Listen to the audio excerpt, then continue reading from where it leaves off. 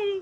Okay, this is page 12 of my autobiography, and I think I warned you last video, it does get a little dark, but don't worry, God saves me. He always saves us. Okay, so the pressure to take control of your life and be financially responsible came from his work as a police officer. He was teased relentlessly about our 13-passenger van, which we used for camping and Disneyland trips. And that's a whole nother story. We went to Disneyland like, I don't know, 1 or 2 times a year.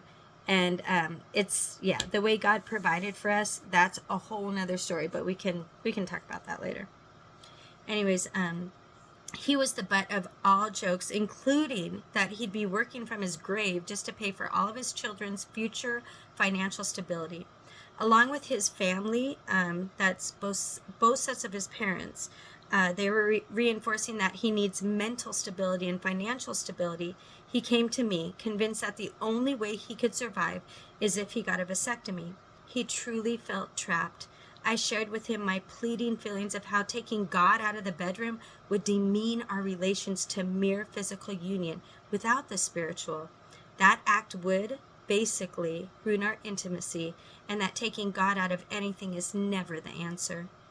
Faced with this truth and knowledge and still feeling trapped, he drove around in his police car for 3 days with his gun fully loaded. He was contemplating suicide. Satan was working overtime on my husband and trying to get to me too. Really, I thought? Threatened suicide for a 3rd time in my life by the one whom I loved? But this time it was different. This time my loved one was chosen by God, not by me. This time I knew I could trust God, as he had already gotten me through so much. This time I trusted that God could and would handle it, and that it was not determined by my actions. It was only determined by following God's will. So I did the one thing I knew how to do. I went to God. I started by doing an hourly novena to Saint Joseph, the patron of fathers, to come to his and our aid, followed by offering my daily masses, which the children and I went to every day. I also offered my daily rosary for him along with my fast days. Let's scroll down a little.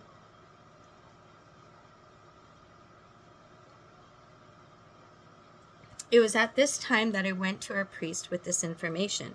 However, our priest was out of town, and we had a visiting priest who, after listening to my plight with my husband contemplating suicide, he advised me to agree with my husband to get a vasectomy. Taken aback, I asked him how God could be in our marital union after that. He replied that it was okay because God was already in our 5 children. I scolded that priest and reminded him of all the valued teachings, the gems, the jewels, or however he'd like to say it, that our faith offers us. His head seemed to lower as if he already knew. By the end of our conversation, he asked me to pray for him. I did. I still do. I think society can make us succumb to its wills and wiles, but only God can make us strong. So I continued my daily reception of the Holy Eucharist at weekday Mass, daily rosary, and chaplet, along with fasting and other prayers, knowing all the while that my husband was driving around for 3 days contemplating suicide. He could actually kill himself.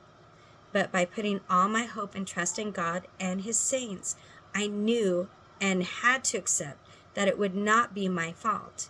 Free will is a gift from God himself. Whether it be used for good or for evil, it is each person's free choice. God had already brought me through so much that at that point in my life, I knew it would not be my fault, and that God was my only hope.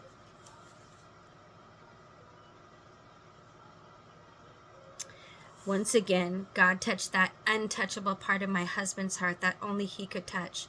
Not only did my husband freely choose to keep himself the way God made him to be, but he went on to have another child after that. Or we went on, not just him. We did. Yes, God blessed us with 6 children. To this day, we both proclaim what a blessing our children are to us. My husband is the best father to each and every one of our children. He goes above and beyond, treating each child as if they were the only child, tending to each of their needs as he sees fit. And we'll stop there and go on to number 13. That's the end of 12. Okay, God bless. Bye.